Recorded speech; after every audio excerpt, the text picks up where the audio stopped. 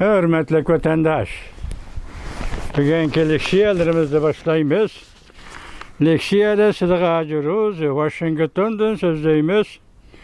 Bugün çislağa 2024 yıl 11. ayının 26. günü hürmetli vatandaş.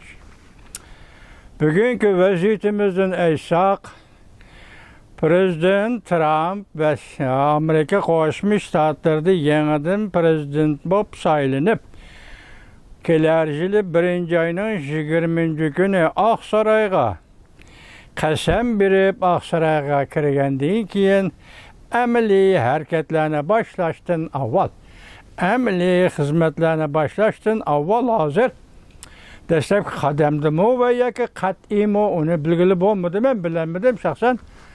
Jungoga, Meksikaga, Kanadaga baş koydu vatandaş. Bu baş koyuşta Jungo'nun Amerika'ya kiriş, yoki import ve eksport bilan kiriş, mal buyumlarga koyulduğun baş 10% atrafida. Kanada bilan Meksikaga koyulduğun baş 25% atrafida. Bir şey de Kanada nimi iş, Meksika nimi iş, bunu bilmeyimiz, bırak yetip kelgen küçük yine bir haber de görüştürülüşü hazır. Jungo'nun nimi için şu 10% etrafında başta koyduyduysanız, tünce kadem, tünce iş süptede hazır. Jungo Kompartiyası ve onun rehberi Xi Jinping. Xi Jinping de beğiz kalgan emesin mi? Prezident Trump bu kadar meseleye yoki duch kelganda eg'izga elishga to'g'ri kelsimi, Xi Jinping degan ismni eg'izga olmagan gap. To'g'ri kelganda Xi Jinping va yoki Jungo Kompartiyasi o'zining bergan va'dasida to'xtamadi, va'dasi turmadi, lafzida turmadi. Masalan, Finteyni dori ko'milichi ishlaydigan ximiyeviy mahsulotlarni to'xtatib, buni Amerikaga bergan va'dasi bo'yicha bu zaharli chekimni Amerika'ya kirişini çekleş menbeğini yoktu doğrusu da Amerika'ya bergen vədisi de turmadı Jungo Kompartiyası. Yani Kanada ile Meksika'ya nemişka baş koydu diyorsunuz. Bunun dışında uç kaşkarı aldı dışında şu sebeplik değil mi ama Kanada ile Meksika Moshe Penteyni degen dara komilici yötkep elip satadığan bazarı kendi. Meksika arkalık Amerika'ya kirdiken, Kanada arkalık Amerika'ya kirdiken. Şuna bu iki devlet ki 25%'in baş koydu mu o kandak. Eğerletip baş koydu mu o kandak. Bırak hazır 10%'in Jungo tamojindan kırgan Jungo mesulatlarına baş koygan da vatandaş.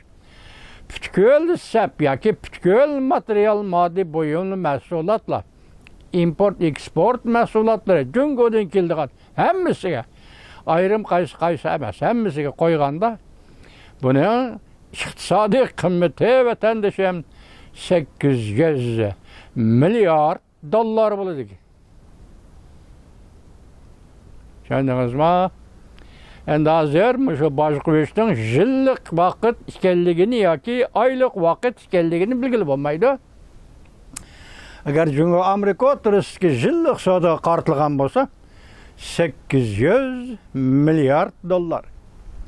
Anda tunigun 25 kuni Jonlining nazariya to'rbetida video film to'rbetida yana bir xabar keldi, bir jumla.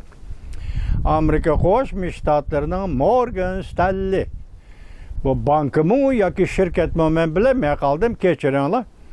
Banka deb hisoblab turaylar. Hozir Amerika Qo'shma Shtatlarining Morgan Stanley banki sistemasi Hong Kongdan yoki Xitoy tilidagi Shangangdan 2 trillion dollar qimmatida. 2 trillion dollar qimmat emas, 2 trillion dollar yoki tashqi provodni Hong Kongdan yo'tkab yoki Hong Kongning pul muomala sistemisinden ajırtıp elip çıkıp ketdi.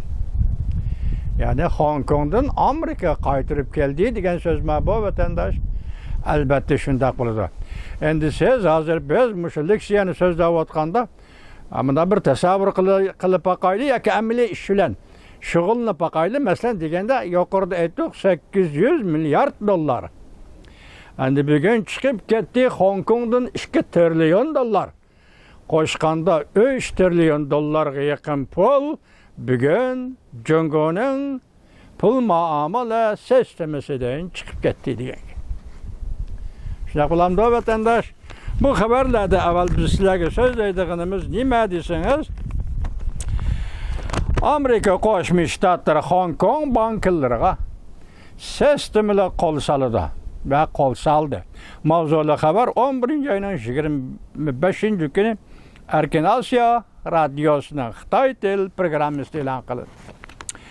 Xabar mundaq boshlandi. Amerika Qo'shma Shtatlari Avam palatasi Jungo Kompartiya masalasi bo'yicha favqulodda komiteti a'zo ishga partiya mansublari haftaning 1-kuni, ya'ni 25-kuni Amerika Qo'shma Shtatlari Moliya ministri Yelenga xat yozib, Amerika bilan Hong Kong o'rtasidagi bank sistemasi, ya'ni alohida munosabatlarni baholashni talab qilib, Hong Kong borgan sira pul yuyish markaziga va importdan qachish markaziga aylandi deb ko'rsatdi. Hong Kong Amerikaning manfaatiga ziyon soladigan pul muomala jinoyatlarini sodir qilmoqda. Hamda bu masalani jiddiy masala deb tasvirladi. Davlat Majlisining ishki partiya mansublari, ishki partiyadan tashkillangan a'zolari Moliya ministri Yellen yozgan xatida yuqoridagi tasvirladi vatandishim. Bu xatda rais John Mueller yoki Jungo masalasi favqulodda komitetining raisi John Mueller va bu komitetning a'zosi Krishna Murthy mundaq ko'rsatdi. Hong Kong allaqachon Rossiyaga yordam beruvchilarning yetakchisiga aylandi, boshlamchisiga aylandi. Masalan, Rossiyaga yordam beradigan bosh taraflardan kelayotgan yordamlar nazarga olganda buning ichida Hong Kong yetakchi o'rinda turib keldi. Hong Kong tizimga ilingan nurg'unlagan shirkatlar va xususiylar bir qanchilgan qonunsiz harakatlar qatnashdi. Mayli dunyoning boshqa joylaridan kelib Hong Kongda tijorat va savdo qilayotgan shirkatlar bo'lsin, mayliki xususiy va shaxsiylarmi bo'lsin, hatto Hong Kongda qilayotgan ishlari tufayli yoki jinoyat shaklida qilayotgan ishlar tufayli buni biz qonunsiz faoliyatlar bilan, ya'ni qonunsiz tijoriy ishlar bilan shug'ullandik. Qatnashdi. Masalan, Rossiyaga g'arb davlatlari chek degan texnika eksport qildi. Ismi bor, jismi yo'q shirkatlarni qurib olib, Iranning ham neftini setib olib, Rossiyaning oltin savdosini jonlantirdi. Yoki Rossiya bozoriga oltin savdosini suratini tizlatdi yoki ilgari surdi. Ahil tijorat bilan bu xil tijoratga yordam berdi, ya'ni Hong Kong u yo'l bilan Rossiyaga bu yo'l bilan yordam berdi. Endi Chavshan bilan savdo qiladigan parxodlar savdosini qanot yaydirdi. Hong Kong o'zi bevosita va yoki vositalar qoldi bo'lsin, Chavshan bilan savdo qilishga boshladi. Shuning uchun Amerika Moliya ministrligining embargo qilishiga uchragan edi. Bu ishlarni qilib Hong Kong oraliqda Amerika Moliya ministrligi tarafidan embargo qilingan edi. 2023-yili Hong Kongdan Rossiyaga yetkazilgan moddiy buyumlarning 40% Amerika va Yevropa ittifoqi yuqori darajalik ansirash doirasidagi moddiy buyumlar edi. Demak, Hong Kongda Rossiyaga yetkazilgan buyumlarni o'ziga qarasangiz urushga, Ukraynaga qarshi urush maydonida urush qiladigan moddiy buyumlar edi. Jumladan uzak va Androidmi buning ichida. Demak, hozir g'arb dunyosi Rossiyaga eksport qilishni cheklayotgan texnika uskunalar, masalan Android uzak Hong Kong orqali Rossiyaga yordam berildi.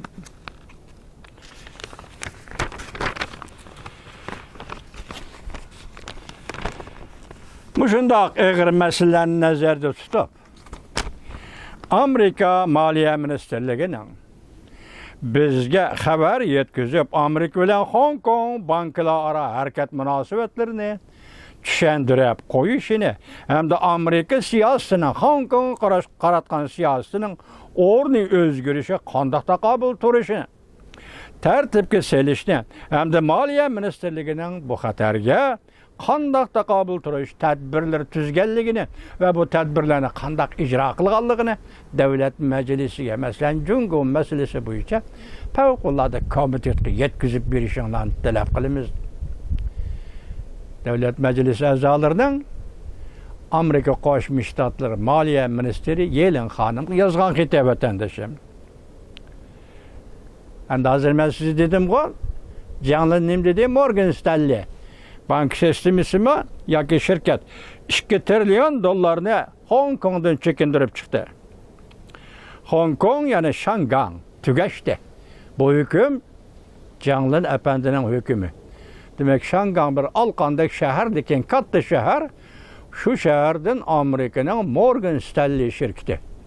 Yoki bank sistemisi 2 trilyon dollarını yandırıp çıktı diken elbette bununla Canlınca hüküm kılıç doğru keledi de nemede tügeçti. Hong Kong tügeçti.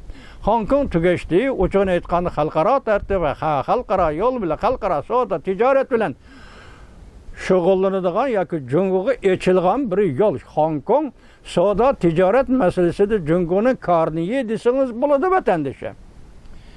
Karnı yedisiniz buludu. Muşu Şangang'dan bugün 2 trilyon dolar çıkıp gitti. Canlın dedi ki Şangan yani Hong Kong tügeçti. Xi Jinping'in ismini Ataş neret kıldı. Baş dedik o.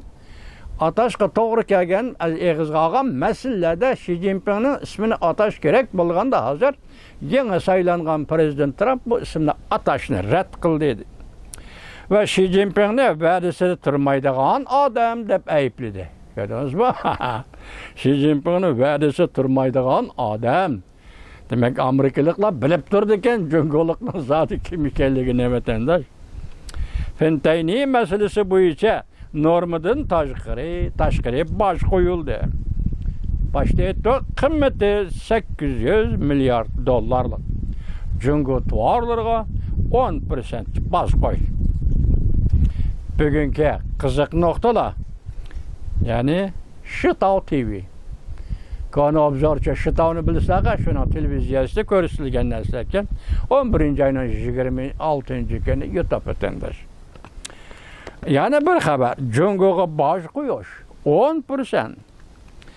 En yukarı bolğanda məsələn, təvrəb duruyatqan ahval aslında en yukarı bolğanda 35% götürülüşü mümkün.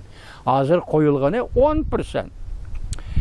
25% baş Meksika'ga, 25% baş bu devletlerinin tuvarlığı Kanada'ga yukarıda baş koyuldu. Prezident Trump'ın baş koyuş uğraşı başlandı. Pul qaraydığa yıllar 11. ayının 26. gün YouTube. Biz başta ettik vatandaş Fentanyl meselesi. Vədə berdiniz, vədiniz turmadınız. Hazır bu soğudu sahasıdır ki senin az, menin köp degen mesele bu içe. Ya ki ben köp baş tülüdüm, sen az tülüdün degen mesele çemez.